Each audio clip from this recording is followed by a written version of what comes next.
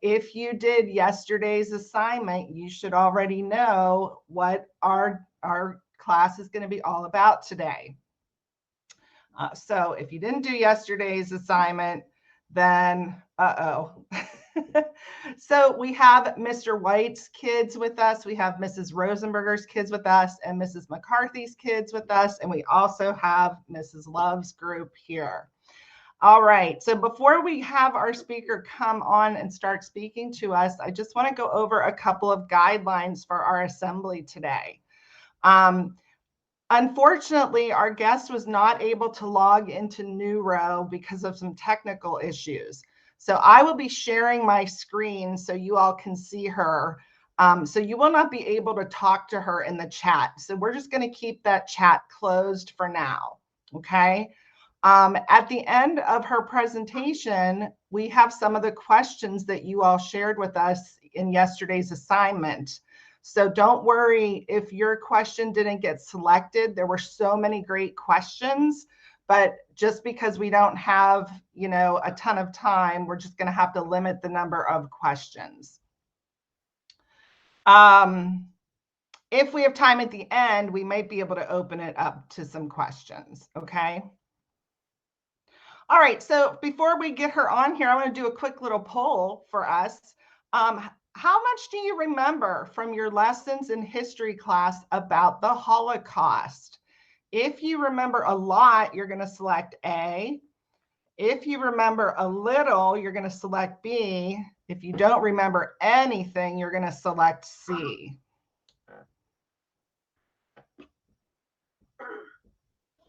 Okay, one of the teachers has their mic on, just giving you guys a heads up.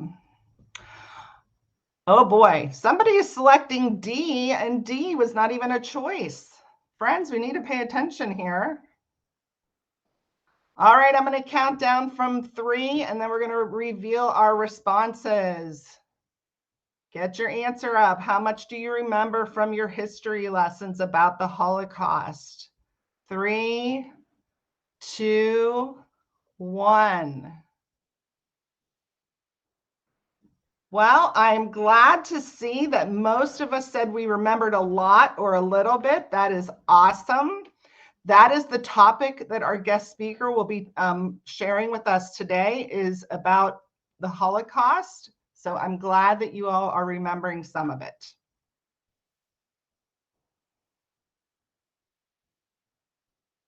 Okay, I'm going to share my screen, and I will just need to have maybe some of the teachers let me know. We'll have our guest speaker say hello and just make sure that our sound is working. So give me a moment to do that.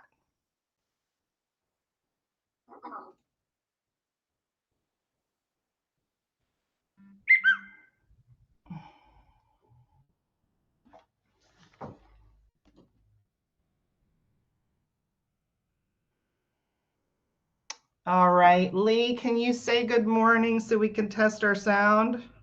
Good morning, everyone. Teachers, were you able to hear her? Yep. Yep. Fantastic. Okay, friends, before I let Mrs. Keikel get started, I see several students are saying that they cannot hear. I think that what you will need to do if you can't hear is refresh your screen, or maybe log out of class and try logging back in. All right, well, I'm going to turn it over to our guest, Mrs. Keikel. Let me move to the page that you want us to be on. And we're on your welcome page right now with your copy of your book, okay? Okay, say when. All right, you can go ahead and get started. Okay, good morning.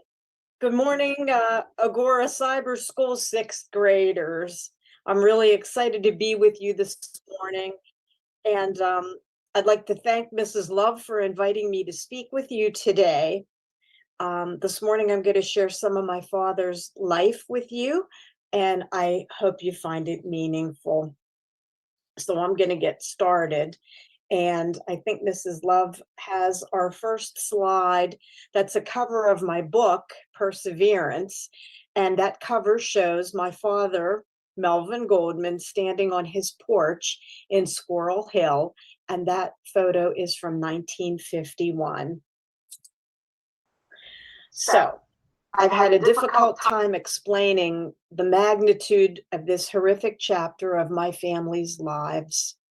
My thoughts are ever changing, and I hope that my talk today gives all of you some insight into the effect that the Holocaust had on my father, our family, and even my son's generation. I wrote Perseverance, One Holocaust Survivor's Journey from Poland to America, to honor my father's wishes and to tell his remarkable story. He wanted people to know what he went through so that we can learn about the Holocaust, anti-Semitism, history, and how all of this is relevant in today's world. Hopefully, we can learn how not to repeat it. Liberation of World War II and the Holocaust, liberation was over 75 years ago. And my father said that his book should be dedicated to all the young children in the world. I hope for them to have a better world, a future, a peaceful and harmonious life for all these kids, not the way my youth was cut down. When he sent his written testimony to the U.S. Holocaust Memorial Museum, he wrote, "Writing and dictating my story wrenched and tore my heart. I have finally spoken up as requested. Please don't let this go to waste. Use it and use me if necessary." So this is a story of survival and of beating the odds. It's also about hope, tenacity, and perseverance. My father struggled and won. Once he began to recuperate, he promised himself he would learn as much as he could and work hard and become the best person he could be. He found his place in life and left a lasting influence on those who knew him. My father recorded his story onto 10 cassette tapes in the late 1970s. This was before most survivors were documenting their stories. My son Jason encouraged me to finally listen to the tapes in 2015 before we took a trip to Europe. I had not heard my father's voice in almost 20 years. He passed away in 1996. So, after getting over the sadness and gladness of hearing his voice again, I began listening to an organized and detailed story about a courageous man who defied the odds. To quote my dad, he persevered. Thus, the story of our book, Perseverance. My father requested that someone put his story into a book. It took me almost 4 years to complete. My book is a tribute to my father, Melvin Goldman, and to our family. It is arranged in 3 parts. Part 1 is my father's account of his life from his earliest memories through when he was first getting settled in Pittsburgh. It is all in his words. The content is from his tapes and testimony he gave to the U.S. Holocaust Memorial Museum and to Yad Vashem in Israel. It's a detailed account about Melvin's life in Łódź, Poland, and it includes pre-war life, the Nazi invasion of Poland in 1939, the establishment of the Łódź ghetto, Melvin's struggles in concentration camps, his liberation and rehab, and finally, coming to America. Part 2 of my book is some of my memories of growing up, plus some of my recollections of my dad's life from the 1960s to 1996. And part 3 is an appendix, which includes relevant, important, and personal materials such as maps, documents, photos, and ephemera. It is a treasure trove of information. I believe that for my father to relive his most painful years took tremendous courage. Wanting a book written took great foresight, wisdom, and perseverance. With his family murdered, dad imprisoned, and a slave laborer, he witnessed incomprehensible atrocities. My father hoped that sharing his story might serve a purpose, and this purpose is never again. There is hate, upheaval, and genocide today. My father endured so much, and he did not let it define him. And this next slide is a map of present day Poland and the surrounding countries. And it's just a reference to you to see that my focus is going to be mainly on Poland and Germany. And the next slide is a picture of Mieczysław Goldman, 12 years old, sixth grade photo, sixth grade like you folks, found after the war by his only surviving brother, Aaron. This photo was found in the chimney at the house where the Goldmans lived before and during the war. And you can see that this photo is charred. So Jewish people use the phrase never again and vow not to let the world forget the depths to which people can sink. Stories and testimonies like my father's are vital to keeping this vow. Their memory for us is a blessing. Mieczysław Goldman was born on January 21st, 1923 in Łódź, Poland. It was the second largest city in Poland at the time and was a thriving city. And much like Pittsburgh, it was known for its manufacturing and industry. And the next photo shows Łódź, Poland, pre-war. And this is where Mieczysław and his family lived. And if you look closely, you can see the industry and the manufacturing. Mieczysław was the oldest of 7 children, born to Chaim and Byla Maria Goldman. The family had been in Poland for over 400 years. They lived a typical Jewish life in Łódź. My grandfather owned a sheet metal factory, and he did roofing and custom ornamental work. He had patents in Poland for some of his inventions, which included an air purifying machine to lessen the chances of tuberculosis. And the next slide is Mieczysław and his siblings on vacation in the Cherry Mountains, also called Wisny Agora.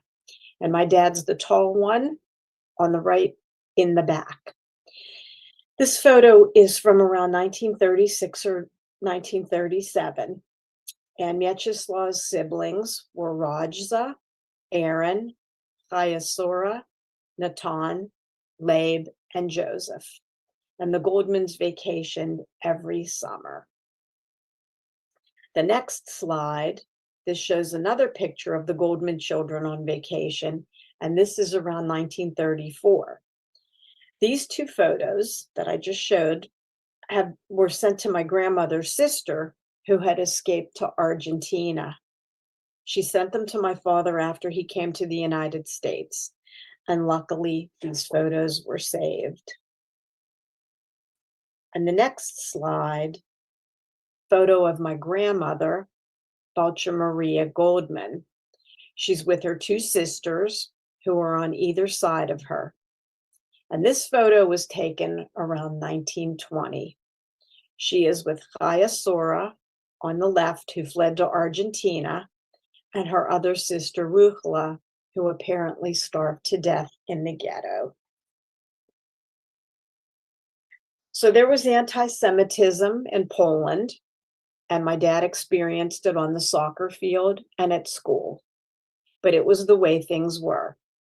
There were 30 million Polish people and 3.5 million Jews.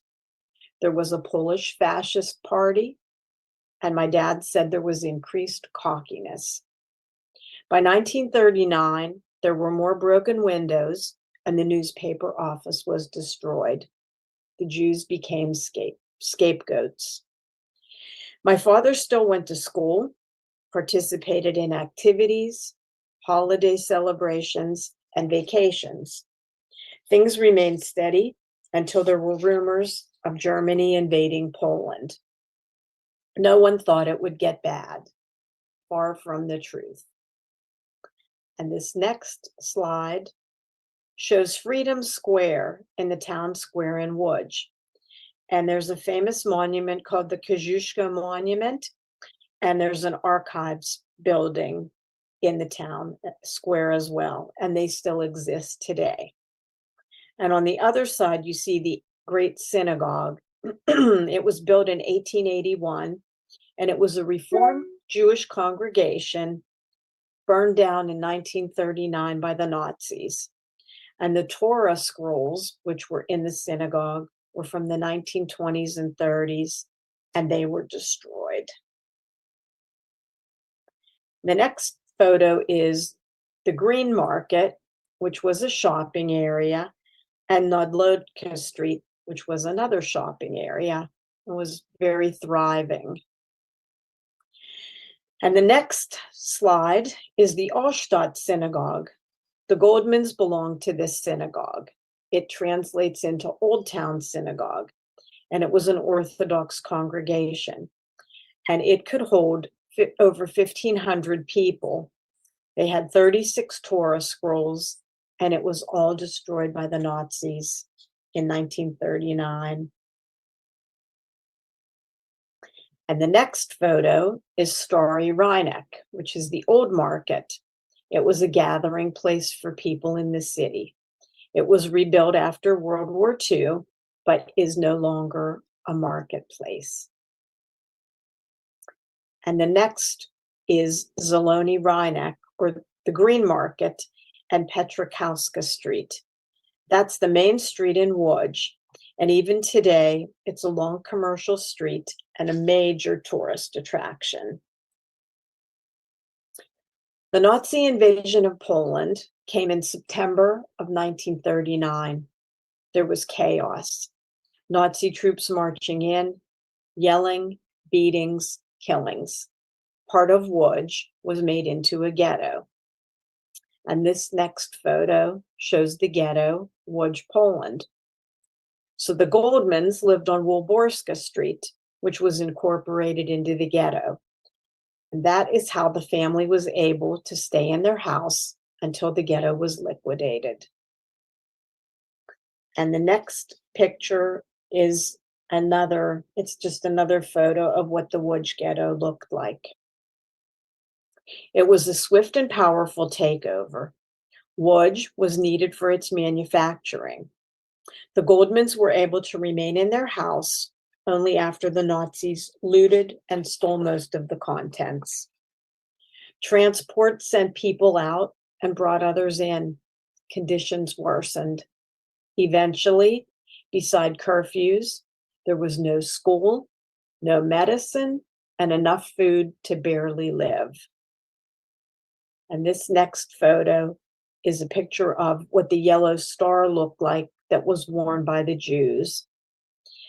And on the right-hand side, I started to list the places where my father was held prisoner, the ghetto, and some of the other camps. The old synagogue was burned to the ground. And next, the Nazis needed slave labor to work. Mieczysław was 16 years old at the time. So I think to myself, what was I doing when I was 16? I was in high school and I was learning to drive. Most of you are probably 12 or 13, and you can think about what your lives are like now in comparison to what my dad was going through. Mieczysław was making belt buckles and metal containers for hand warmers for the Nazis. My grandfather was a supervisor in a sheet metal factory, and my grandmother was making straw forms to fit over German soldiers' boots to help prevent frostbite. Eventually, Vyacheslav became one of the youngest metal instructors in the ghetto. In the Łódź ghetto, there were 150,000 people in a space that should have held 50,000 people. Vyacheslav would sneak out after curfew to borrow books from a neighbor who had a hidden library in her apartment. His mother was terrified that he would be caught, but he used books to learn and also as an escape. My father said, "There is the agony of looking at your mother, once a beautiful, blonde, blue-green-eyed woman, now with swollen legs, looking at the kids and not being able to help." Vyacheslav also felt that people outside the ghetto looked in at those in the ghetto, and he felt like he was in a zoo. The Goldmans remained together in the Łódź ghetto until summer 1944, when the ghetto was being liquidated. By this time, many of our relatives had died of starvation or were taken away to concentration camps. We had almost 70 family members in Łódź. Vyacheslav and his family were forced to leave the ghetto and were taken on a cattle car with many others from Łódź directly to Auschwitz. There was little food or water. Upon arrival, with chaos and more fear of the unknown, Vyacheslav and his brother Aaron were sent one way and the rest of the family the other way. That was the last time Vyacheslav ever saw his family again. And the next photo shows some of the prisoners at Auschwitz. Held against their will for over 5 years, my father and his family were forced to live in subhuman conditions that did not let up. Again, in the ghetto, there was starvation, unrelenting harsh weather, sickness, forced labor, and death. There was always an atmosphere of agitation and worry around the clock. Everyone witnessed roundups and killings. Slave labor was a way of life. My father worked in various factories under Nazi rule where conditions were deplorable. At the Auschwitz camps, he lived with continuous fear and anxiety, and he was constantly watchful as the inevitable, unexpected, and unprovoked beatings and torture went on. Meanwhile, he was hungry, cold, and tired always. From August 1944 to November 1944, Vyacheslav was a slave laborer and prisoner in Auschwitz. He was separated from his brother because they were related. He endured beatings, dysentery, and sheer terror. He worked laying sod and carrying bricks. He also worked briefly in the laundry, where he built up a bit of stamina. Vyacheslav was prisoner KZ 64277. No longer a name, just a number. No dignity or humanity. There were extra beatings at the Jewish holidays.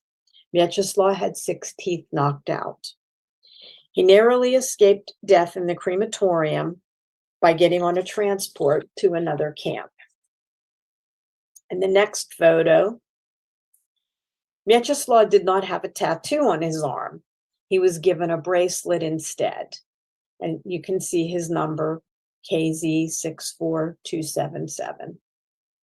And on the right-hand side, you should also see a list of some of the concentration camps he was in up to liberation. Vyacheslav remembered what his father told him. No matter what happens, if we have to eat sand or grass or anything, some of us, especially me, the oldest, must survive in order to show these people that not only are we better human beings working for a better future, but also for the preservation of the name he handed down. After being a prisoner in 3 camps, there was one last death march to Camp Ravensbrück. Vyacheslav was weak and near death. The 82nd Airborne Division had arrived to meet the Russians, and they came upon some of their own soldiers who were wounded.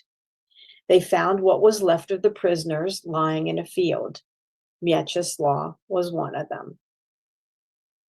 And you can show the next slide, Liberation, May 2nd, 1945. Mieczyslaw was taken by ambulance and began receiving treatment for a collapsed lung. He was a skeleton, weighing less than 85 pounds, and he had active tuberculosis. Mieczyslaw received medical treatment and rehab in at least 4 facilities. And at one point, he was declared over 70% disabled. Mieczyslaw was told that he may never walk again. He proved them wrong. Mieczyslaw said, "My will was strong. Either you jump off a bridge or you are going to live and think about your parents, what they told you, that somebody in the family has to survive. I did not want to live a life being dependent. Either I'm going to walk or I'm going to die." Mieczyslaw was 21 years old when he was liberated. He lost 5 years of his youth. He was deprived of a normal development, and now he faced adulthood. Dad eventually had training so that he could be a productive member of society. He had learned a lot about metalwork from his father, so he focused on mechanics and metalwork. Dad had hoped in his early teens to go on and become an engineer. Mieczyslaw also worked in one of the rehab hospitals overseeing care for orphans. And the next picture, Mieczyslaw in 1946 and 1947. One of the photos shows him with the orphan children he worked with, and the other photo is some friends he made while recuperating. And the next one is Mieczyslaw with one of his doctors and with some of his friends. Mieczyslaw helped get medicine, and he procured activities for the kids, including music and Hebrew lessons. Dad loved it and felt that he finally had a sense of purpose. Mieczyslaw eventually applied to relocate to the United States, and after 5 long years, in December 1950, he began a journey to the USA. When the ship docked in New York, Mieczyslaw became Melvin, and he started a new life. He navigated his way to Pittsburgh and reunited with his brother Aaron. Yes, Aaron survived. He had been transported from Auschwitz to another camp and worked in a factory. And as Melvin had suggested, Aaron arrived in Pittsburgh in 1949. Melvin attended night school to learn English. He worked selling various products door to door. And at one point, Dad went to rent a room in a house in Squirrel Hill. It was there that he met Mildred. That was in 1951. And after working in Chicago for a year and coming back to Pittsburgh, Melvin and Mildred got married. And this next photo is my parents on their wedding day in March 1954, looking very happy. And 2 years later, in 1956, Melvin became a US citizen in what he called one of the best days of his life. He had finally achieved a major goal: to belong to a country that he loved, the USA. That was 5 years after coming to this country. And this next photo is a picture of Melvin's naturalization papers. And on the left is the citizenship booklet that new Americans were given. And the next one is Melvin in Squirrel Hill, one around 1951 and one a bit later than that, looking very dapper. My mother's part of this story too. She was an exceptional woman. Mildred was born and raised in Pittsburgh, mostly Squirrel Hill. My mom was kind, generous, compassionate, supportive, and encouraging. She helped my father with his English, his medical issues, letters of testimony, and she was his business and life partner.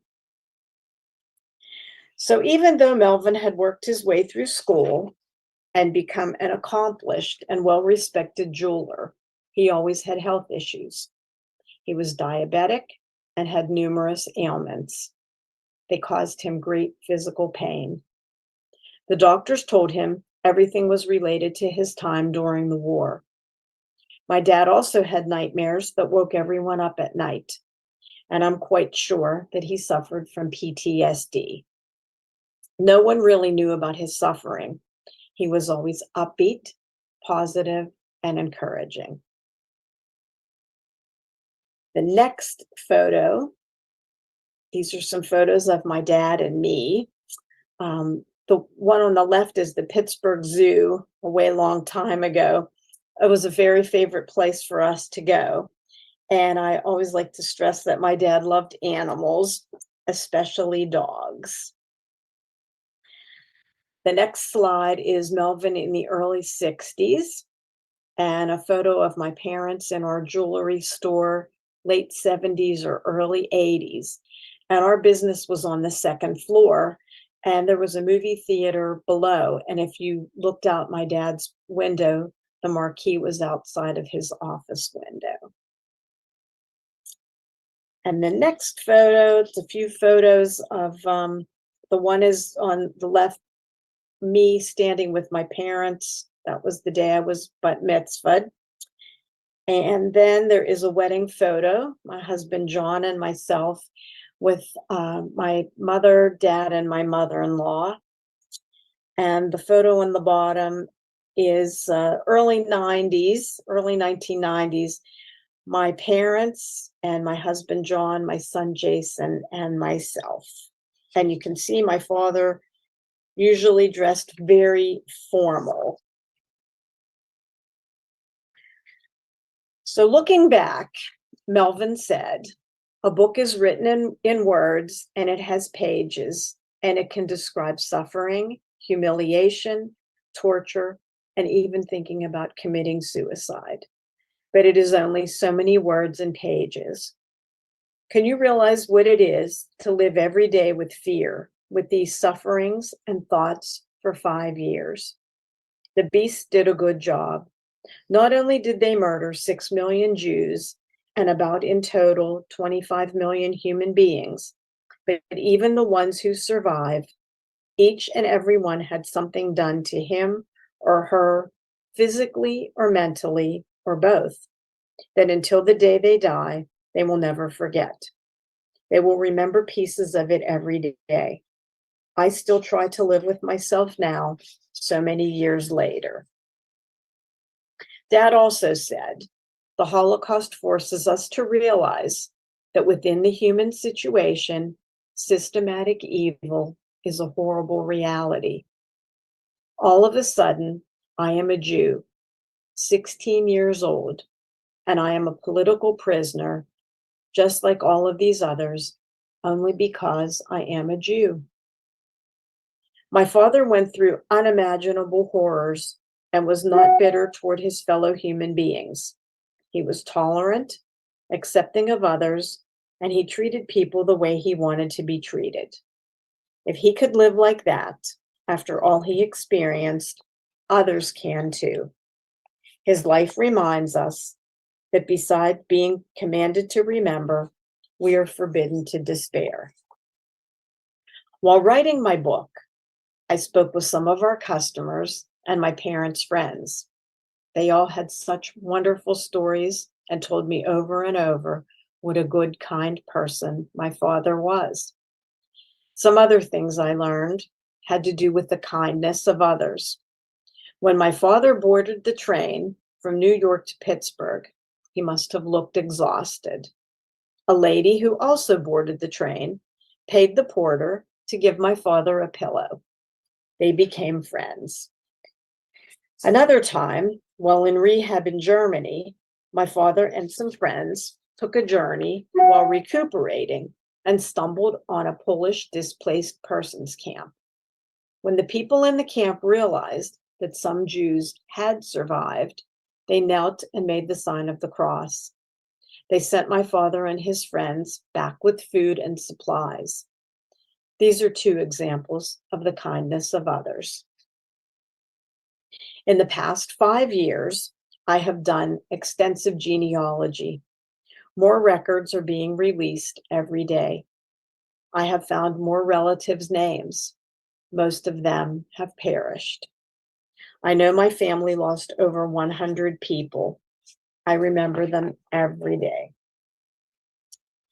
And this next slide is a picture of Melvin in the late 1970s. And I chose this photo because I feel that it's around the time that he was recording his story.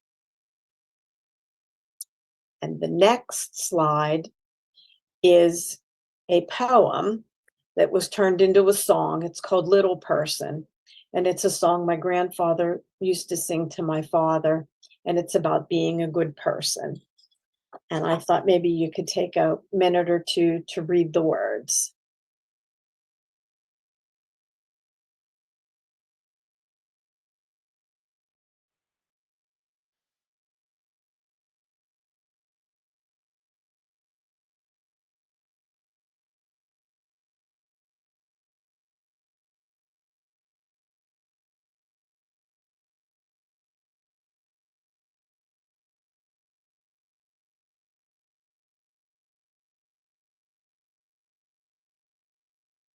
So my father kept a framed letter on his office wall. It was from Lieutenant General James Gavin. He was in charge of the 82nd Airborne Division that liberated my father. The letter was in response to one my father wrote to him. The only piece of correspondence I could not find was my father's letter to Lieutenant General Gavin. After I completed my book, I had help locating the letter in an archival search through military records. This was over 40 years after my father recorded his story. So I'm going to read you the letters.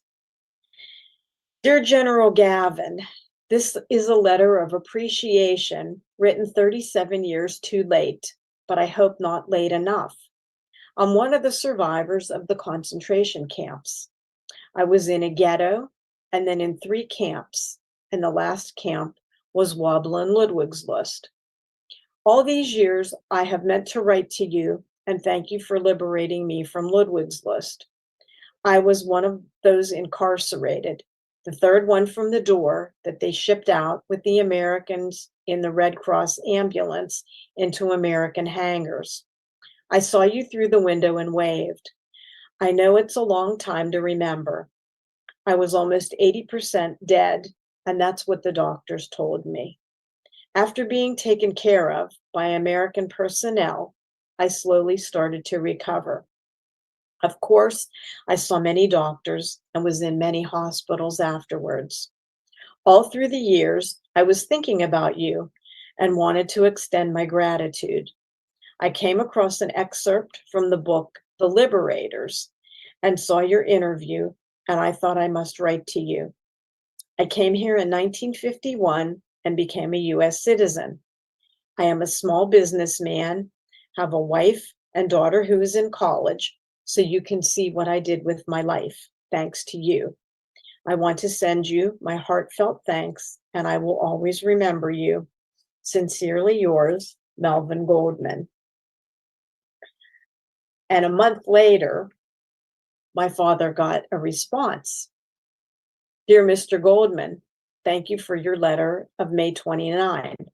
I was deeply touched and pleased to learn that you have recovered from the war experiences and that you are well. You are very kind to thank me for your survival, but I think that the 82nd Airborne Division should get most of the credit. It was a divisional effort that made all of that possible. Several days before we reached your camp, we crossed the Elbe River with orders to stop the Russian troops from entering Denmark. It took us a day to get to the bridgehead, established and all the troops together, and then we moved as rapidly as we could toward Ludwigslust. They made 36 miles in one day. We did not know that the camp was there, but we had to meet the Russians and establish our line through Ludwigslust. The camp was a great shock to all of us, as it was to see everyone who saw it. Fortunately, we were able to get use of some of the large airplane hangars nearby, and using our ambulances, we were able to move the survivors to the hangars. I suspect that if we had delayed another day or so, many of you would have been dead. Congratulations on becoming a U.S. citizen. I'm taking the liberty of sending your letter to the 82nd Airborne Division. It should get credit for the liberation of the Ludwigslust camp. With best regards, James M. Gavin, Lieutenant General, USA, retired. At the end of my writing process, the Tree of Life massacre happened. This reinforced to me that there is still anti-Semitism in the world. I attended Sunday school at Tree of Life. My son Jason attended story time at Tree of Life, and Rabbi Birkin officiated my father's funeral.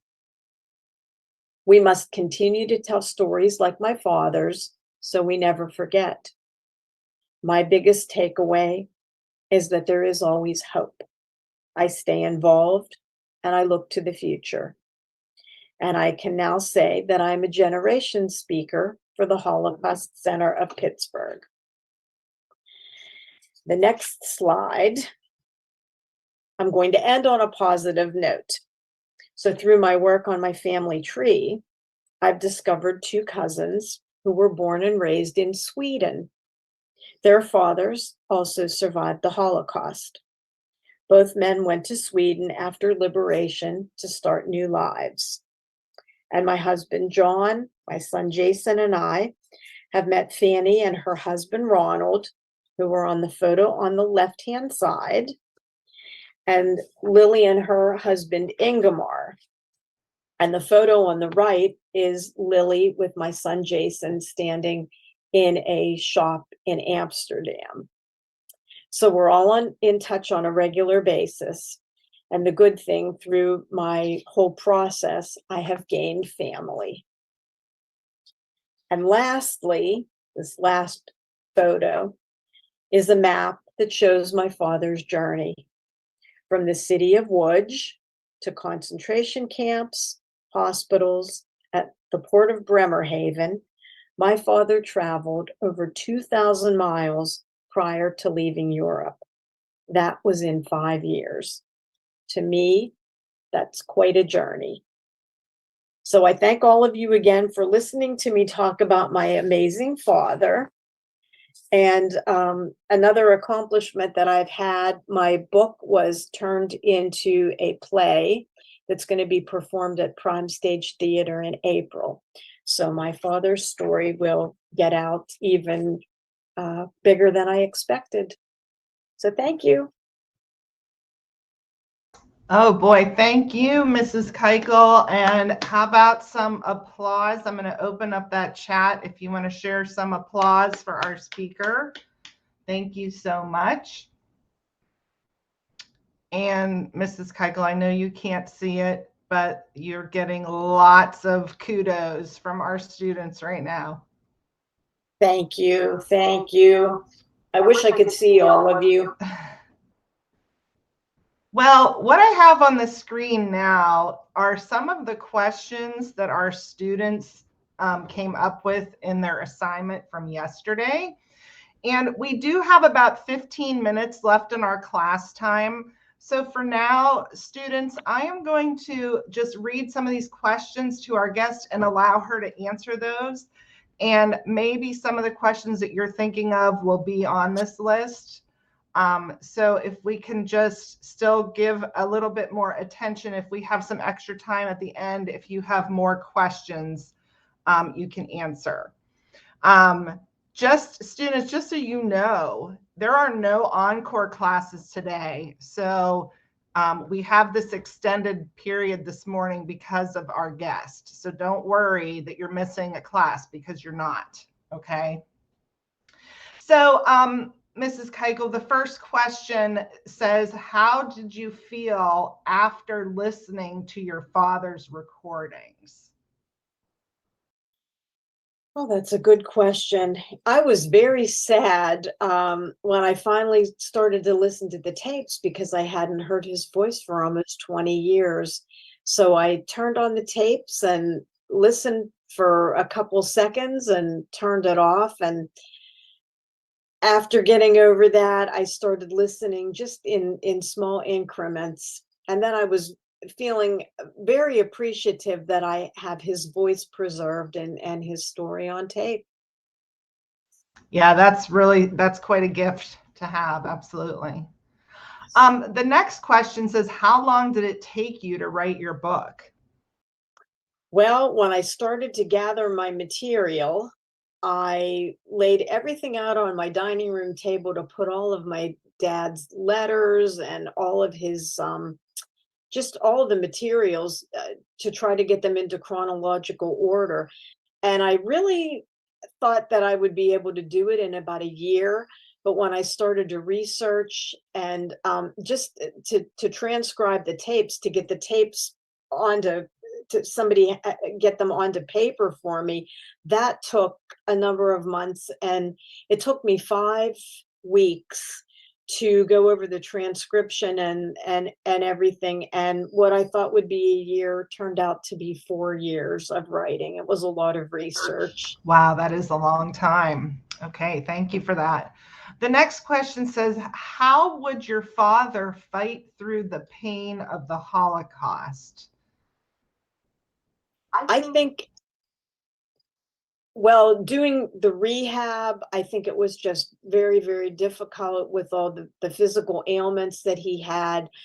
And then he set himself up to do training so that he would be able to have some type of job. And I think when he got to the United States and he started to work, that's pretty much all he did. He put everything really into working and building his business.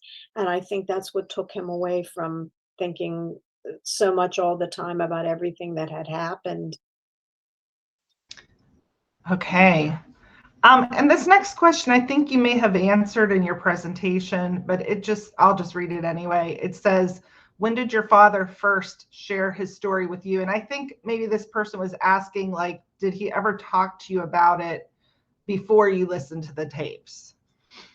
Yeah, he did not speak anything about his experiences until I was maybe in the end of high school, and he would talk about his parents, he would talk about his siblings and his aunts and uncles and cousins, but never about the ghetto or the concentration camps. Nothing negative or his horrible experiences. When I was in college, I took a couple of Jewish studies courses, and he talked a little bit more, but never the bad experiences. Not until I listened to the tapes did I know that. Okay, that's really interesting. And then I guess the next question, I'm not sure if you covered this or not, but this question says, did your father ever go back to Poland? He did not. He never went back. His brother went back to Poland after the war. My dad remained in Germany until he got permission to come to the United States. And when we finally started talking about maybe we should go back and find the city and maybe find the street that he lived on, his health was declining, so he did not go back. Okay. And then the next question says, did he have nightmares about his experience? He did, and I remember hearing him as a kid having those nightmares. Oh, that must have been hard. Very hard, and I didn't understand what it was about. Right. And this question comes from an aspiring writer, I think. It says, I know that I struggle with how to start a book or a project that I'm working on. So how did you know how you were going to start your book? Oh, that's such a good question. When I heard my father in the tapes request that someone put his story in a book, I really had no idea what to do. And the best thing is I asked my son, and he had a professor that gave a couple of recommendations on what to do. And I found a person that does help people up to the publishing stages thread a story together. And so she kind of helped me break things down so that I could figure how to put the book together. It's a lot to have to figure out. Yeah, I imagine starting is the hardest part. Yes, and where to start. That's exactly right. I started with having the tapes transcribed and then listening to what he said and figuring to myself that we really need to keep this part all in his words. So then it was after that, it was a matter of me putting my stories in. Okay. And we have quite a few more questions, but I'm just going to pick out a couple from this list, just in the interest of saving some time here. This is an interesting question. It says, do you still undergo persecution from people who think Jews are different? Personally, I have to say I'm fortunate in that I haven't really had anything much bad said to me, but I see that it's all around me, and watching the news and seeing the hate and just upheaval today. I I guess I experience it like that. I feel bad about it, and I feel a lot of people aren't learning their lessons, and I that's why I like to tell my dad's story. I figure if people listen and they can tell stories as well, maybe we can get rid of some of this persecution. Right, absolutely. Kindness is the best policy, right? Yes, it is. And then this kind of leads to the next question. How does your father's past impact your life today? Knowing what I know now and doing all the research and writing my book, I feel that I feel that I'm stronger. I feel I understand more of what he went through. And I really feel the need to tell his story so that other people can get some life lessons from it as well. And I mean, you sort of answered this question, but I don't know if you would want to add anything. It says, how does writing this book help people today? I think you can learn a lot. I think even people that can't grasp my father's story because we weren't there, it's very hard to imagine. We're hearing words, but I think give me the second part of that question again. It just said, how does writing this book help people today? I think you can learn life lessons. I think that, yes, I think his story, there's so much about hope that even if you're having a bad day or you think things aren't going as well for you as they should be in your life, you can look toward the future, find something good to look forward to, and make a plan and have hope. Okay, and the last question, I'm going to sort of amend a little bit. We know that there are very few survivors left anymore, but the question was, what advice would you share with other survivors? But maybe we could change that to like other survivors' families. Well, I'll tell you all something very interesting. The Holocaust Center of Pittsburgh just started a new project, and this project is called the Survivor Outreach Team. And there are very few survivors. I think in the Pittsburgh area, there might be about 20 or 22 people.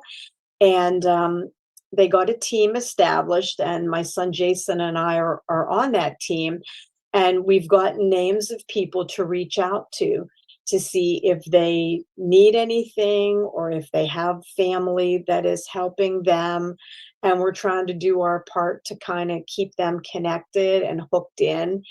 And actually, I think if you can talk to somebody that experienced something, for me, I learn more from them probably than I give to them. Um, Families, we know, I'm considered a second generation. I know a fair amount of second generation, and we kind of just all support each other. Everyone has a different story. Everyone's family had a different story. You know, some people struggle more. Some people seem to get by easier. Just a matter, like Mrs. Love said, of being kind. Right. So I think the last question I'm going to share is a question that I have is, when you present your story and your dad's story to young people today, what is the main takeaway that you want them to have? I guess the main takeaway: to have hope, to be kind, to remember that these terrible things happen. They don't have to, if we can just accept everybody for what and who they are. And I think life would be a lot easier. That's a great wrap up. That was a great final message. Thank you so much. Thank you. I think students, because we're going to be out of time here in a few minutes, first of all, I just want to say a great big thank you again to Mrs. Keikel for giving us her time and sharing her story today. And if you have more questions, please reach out to one of your teachers with those questions, and we can always get back in touch with Mrs. Keikel and ask her to answer some questions for you through an email if that's something that you're interested in doing. So one more time, a great thank you. We have tons and tons of applause coming through our chat for you. Thank you all for staying here and your great attention. Students, you are dismissed. We will discuss this again in our history classes today. Have a wonderful day, everyone. Thank you to all the teachers who attended, and have a wonderful day. Thank you.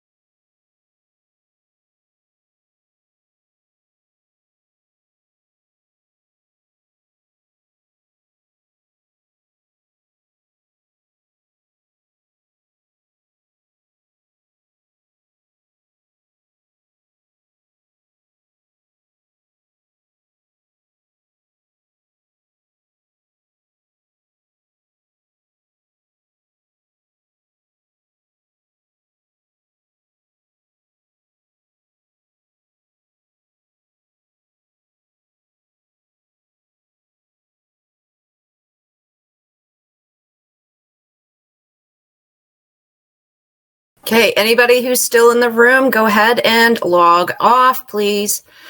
Make sure you're on time for your next scheduled class. Thank you.